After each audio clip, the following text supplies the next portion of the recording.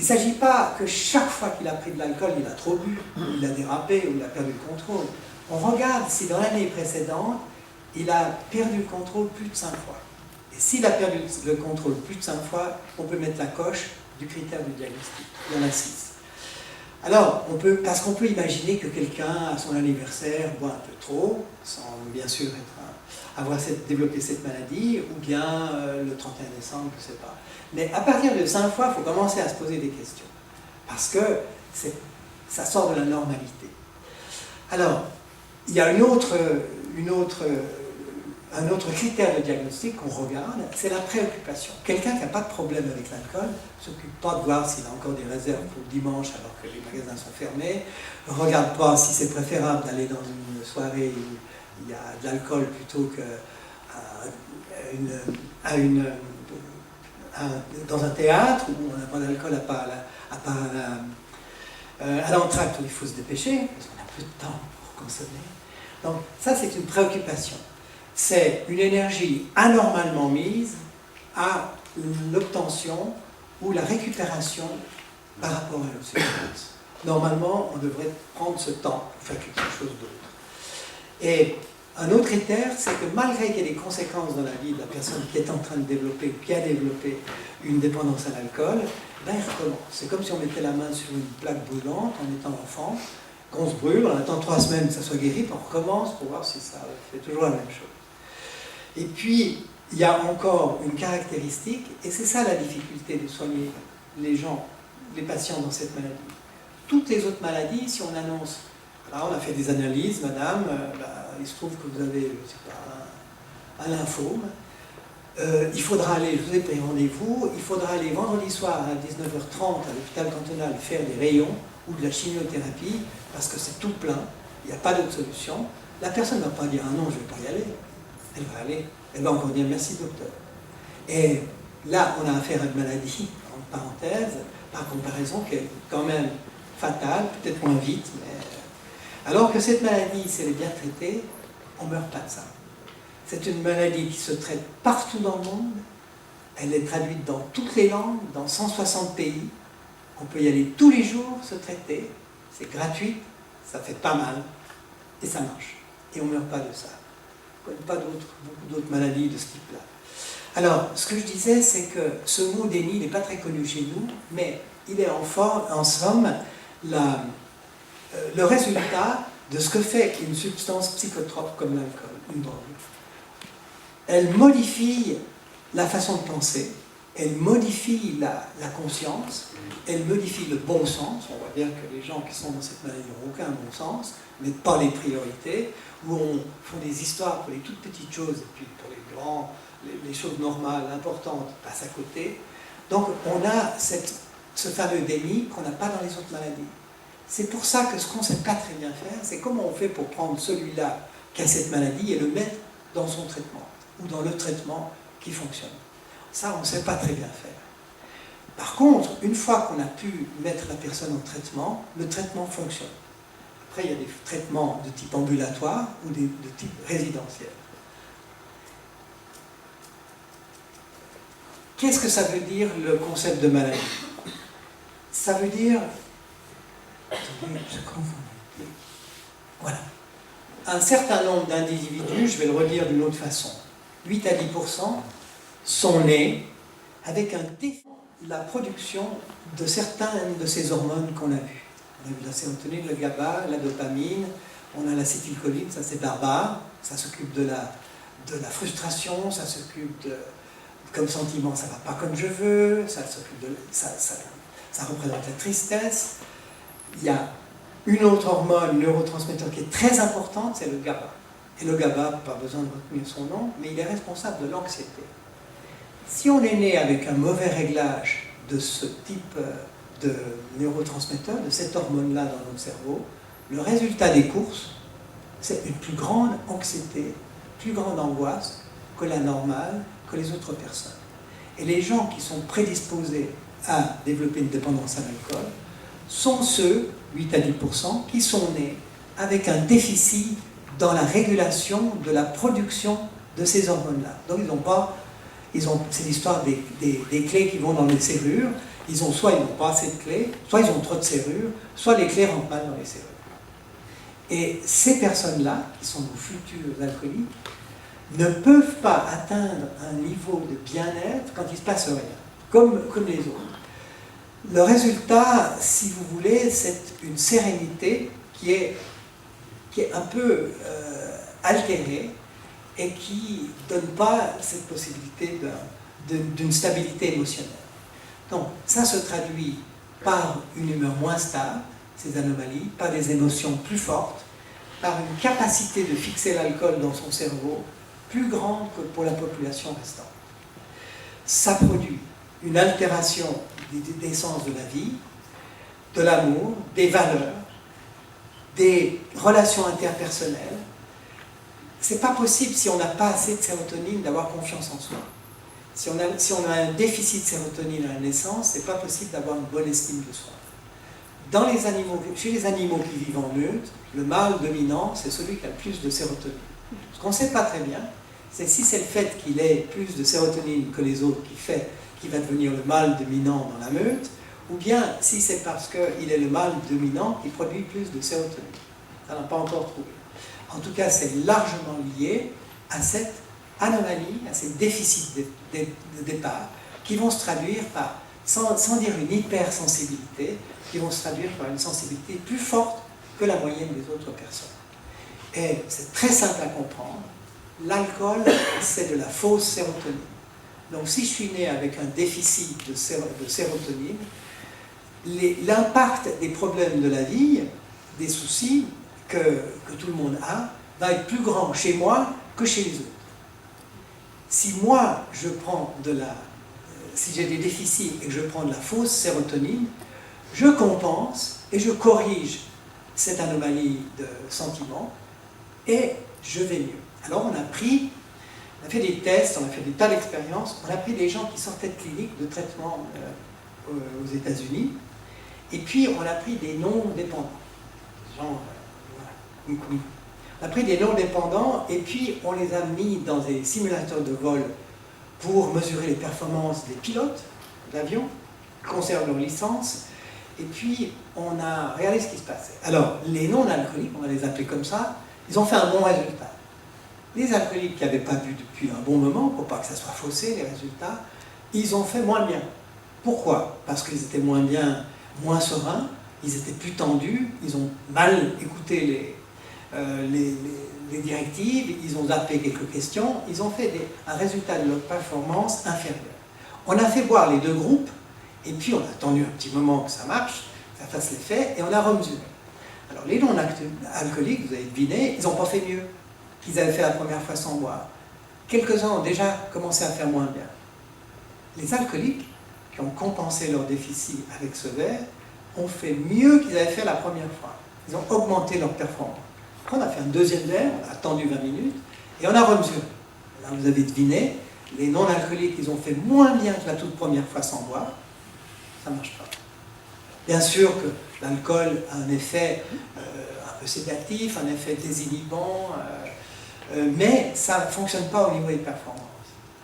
Les alcooliques, les gens prédisposés, avec le deuxième verre, ils ont fait mieux que les non-alcooliques la première fois sans boire.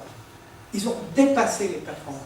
Après que le troisième verre, ils ont arrêté de faire mieux, mais ils ont continué de faire bien. Troisième verre, quatrième verre, ils ont fait un plateau comme ça. Donc les non-alcooliques baissent leurs performances, les alcooliques, ils partent en dessous des performances, et avec l'alcool, ils dépassent les autres. Voilà. Ça marche chez les uns, ça ne marche pas chez les autres. On n'est pas, voilà, c'est une phrase qu'on dit souvent, on n'est pas alcoolique parce qu'on boit trop, on boit parce qu'on est alcoolique. Et être alcoolique, c'est pas l'alcool. L'alcool, c'est la solution qu'on a prise pour compenser la maladie.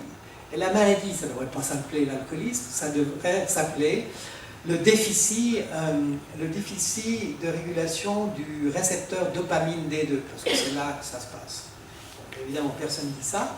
Ça veut dire quoi? Ça veut dire que les gens qui développent cette maladie ne sont pas responsables d'avoir développé cette maladie. Il y a des gènes, ils ont reçu des gènes qui se sont activés, qui encodent mal, qui donnent des mauvais ordres de fabrication de ces hormones qui règlent notre humeur. Donc ils sont plus sensibles, moins bien réglés, ils impactent plus mal. Et quand ils ont un souci, il est plus fort que chez les autres. Ce sont des gens qui vont dans les extrêmes. On sait ça. Alors, ces individus, en résumé, peuvent corriger temporairement ce déficit par l'ingestion d'alcool, ce qui compense l'anomalie, mais à cause des mécanismes d'adaptation, il y a un hic. Ça serait trop beau de pouvoir le faire tout le temps. Un petit peu d'alcool, hop, ça marche, on est comme les autres. Malheureusement, le cerveau, il dit non, non, non, ça ne se passe pas comme ça. Tu me donnes de la fausse sérotonine, moi j'arrête de fabriquer la mienne. Et on commence à en avoir besoin. Et il y a d'autres adaptations. Les récepteurs, nos serrures sur lesquelles vient la sérotonine, ces serrures, elles se multiplient. Plus je lui en donne, plus elles se multiplient. Après, il faut bien leur donner à boire, si j'ose dire. Donc, la bonne nouvelle, et on va expliquer l'abstinence, par ce phénomène de neuroadaptation au niveau du cerveau, si on arrête de boire, pour les gens dépendants, ils vont récupérer beaucoup de leurs facultés. Donc, il y a un grand côté de réversible. Et ça, c'est la bonne nouvelle. Sinon, si on se retrouve aussi mal qu'on était une fois qu'on a arrêté de boire, qu'on était pendant qu'on buvait, ça ne vaut vraiment pas la peine. La bonne nouvelle, c'est qu'on va récupérer, ça va prendre un petit peu de temps, mais on va récupérer parce que son cerveau, il ne va plus voir de la fausse sérotonine, il va dire, ouh là là, il faut que j'en refabrique. Ça prend un petit peu de temps, et puis ça va revenir. Alors vous allez me dire, oui, mais vous avez dit qu'au début, on en a moins. Bien sûr qu'on en a moins. Mais ça va aller mieux que quand on en avait presque plus. Donc on va être gagnant, et les émotions qui étaient complètement exagérées parce qu'elles ont été en plus déréglées par l'alcool lui-même, elles vont redevenir gérables. Elles ne sont pas tout de suite gérables, c'est pour ça qu'on a besoin de traitement, de soutien au début, mais avec le temps, on va récupérer. Alors, ça c'est des choses un petit peu plus compliquées. On a des systèmes qui activent ces gènes. Vous avez un gène sur une partie de chromosome en bas. Et c'est un petit peu plus compliqué. On a des facteurs de transcription, on a autre chose là. Alors, je passe vite. Pour en revenir à notre modèle Minnesota, en 1943, deux médecins, Dan Anderson et Nielsen Bradley, se sont dit, comme un petit peu plus tard le psychiatre qu'on a vu sur la première photo, en fait, nous, on n'arrive pas à traiter les alcooliques. Alors, ce qu'ils ont fait, les alcooliques étaient dans des institutions psychiatriques, c'était dans les asiles où personne ne s'en occupait, on ne savait pas quoi faire avec eux. Ils ont dit, on va construire un bâtiment, et c'est dans l'hôpital Wilmar, dans le Minnesota, qu'ils ont construit ce bâtiment, cette aile de bâtiment, et ils ont dit, on va prendre les patients qui sont en psychiatrie, on va les amener là, et on va demander à tous ces groupes d'alcooliques anonymes qui vont bien maintenant depuis 1936 et 1943, ça fait 7 ans, on va leur demander de venir s'en occuper, puis qu'ils fassent ce qu'ils ont fait pour eux, qu'ils le fassent pour nos patients. Alors on a dit, il faudrait quand même qu'on ait un médecin pour s'en occuper, parce qu'ils ne vont pas très bien, hein, ils ont quand même des atteintes un peu organiques. Il nous faudra des psychologues pour pouvoir évaluer où ils en sont au point de vue de leur capacité cognitive, et puis surtout comment ils sont à l'entrée, et puis peut-être comment ils sont à la sortie. On va prendre des infirmières parce qu'ils ont des petits bobos, ils ont besoin de soins. On va prendre des assistantes sociales parce que quand ils iront bien puis qu'ils retournent dans la vie active, il faudra quand même qu'on puisse les aider, avec leur trouver un logement ou les assister. Et puis, on va prendre, comme on est très croyant aux États-Unis et très pratiquant, on va prendre un homme d'église parce que ça peut aider certains. L'approche, le soutien de la religion ou de la spiritualité peut aider certains. Donc on a pris un homme d'église, et puis on a pris ces alcooliques anonymes qui eux étaient abstinents depuis un moment, puis on leur a dit à chacun d'eux, enfin on leur a demandé, ils ont proposé, nous on va prendre, ils ont dit chacun, on va prendre un de vos patients, puis on va s'en occuper. C'est comme ça qu'est né le parrainage, le parrain, qui est quelqu'un de plus âgé et qui est sorti de cette maladie, qui va accueillir, et puis ensemble coacher le nouveau venu. Et puis on a bien sûr fait des groupes pour que les patients puissent identifier leur maladie. Alors, actuellement, on a plus que ça. On a 9 à 10 000 centres de traitement aux États-Unis. On a donc des cliniques privées et des cliniques et des hôpitaux publics. Tout le monde fait le même traitement. Et ce traitement modèle Minnesota, vous le trouvez dans les pays scandinaves, vous le trouvez dans les anciens pays de l'Est. Ça, c'est absolument étonnant. C'est sûr qu'on dit boire comme un Polonais, mais si je parle de la Pologne, j'ai rencontré quelqu'un qui était un thérapeute dans ce modèle Minnesota, qui habitait Gdansk, et Gdansk c'est grand comme Genève, et ils ont à Gdansk 10 centres de traitement Minnesota modèle. Nous, on n'en a même pas, on en avait, on a une clinique. Alors, entre 1940, alors, les pays anglo-saxons l'ont, l'Australie absolument, tous les pays scandinaves, la Nouvelle-Zélande, l'Inde. L'Inde, parce qu'il y a eu une influence anglaise à une certaine époque, et puis on a une province comme Goa, c'était portugais, mais peu importe. Quand on regarde sur Internet, Alcoolique Anonyme, Goa, c'est plus grand que la France. Vous avez 150 séances par semaine de réunions de ce modèle Minnesota. 150 par semaine. Alors on en a une bonne dizaine à Genève par semaine, dans le canton de Vaud, dans l'Arc lémanique, il y en a à Douvaine, il y en a dans le monde entier, dans tous les pays du monde, dans toutes les langues. Et ce modèle est donc disponible pratiquement sans aucune restriction. Alors, en 1994, on a eu un petit changement dans le sens où les assurances qui remboursent ce modèle de traitement et non pas les traitements psychiatriques aux États-Unis ont dit écoutez, vous nous fatiguez quand même vous nous coûtez cher avec les cliniques où les patients dorment et mangent, vous devez faire votre programme de traitement, mais dans la journée. Alors débrouillez-vous pour les faire habiter ailleurs et vous les faites peut-être dans des halfway house, mais vous les faites revenir seulement pour le traitement, et on a développé le traitement de jour, le traitement intensif de jour. Et puis, à partir de 91, c'est devenu le seul traitement remboursé par les assurances. Pourtant, il n'est pas disponible à Genève, il n'est pas disponible dans l'Arc lémanique. On a une seule clinique qui a été ouverte en 1985, qui a été dirigée par Daniela Danis pendant de nombreuses années, qui avait un taux de réussite entre 30 et 40%. J'ai mis 48, mais probablement c'est difficile d'avoir des statistiques. 48%, mettons, de réussite.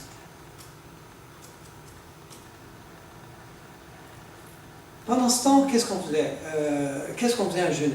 On avait en 1928 un centre anti-alcoolique qui a été créé par un médecin qui s'appelle le docteur Rivio.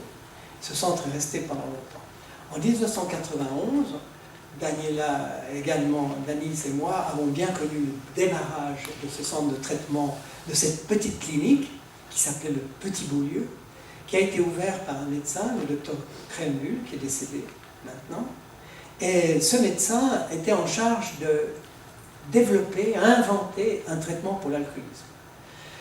Pendant ce temps, Daniela et moi, et d'autres personnes, mais un petit groupe, sommes partis aux États-Unis parce qu'on avait compris, on avait vu que c'était une maladie qui n'était pas traitée chez nous. Et on est allé, on a eu la chance de pouvoir avoir une formation dans ce modèle-là, que depuis plus de 25 ans, on essaye de développer et de représenter. Et au Petit Beaulieu, on n'avait pas de concept de maladie. Personne ne savait exactement ce qu'on traitait. On n'avait pas de programme de traitement. On essayait de mettre un cornet sur la tête et faire sauter sur place pour faire produire de l'acide carbonique qui faisait qu'on était on avait la tête un peu qui tournait, ça faisait une hypoxie. Et puis, ça, c'était censé couper l'envie d'alcool. Maintenant, on est parti sur des études ou des tests, des essais de médicaments qui n'ont pas du tout révélé leur efficacité, loin de là, donc on n'a encore pas trouvé.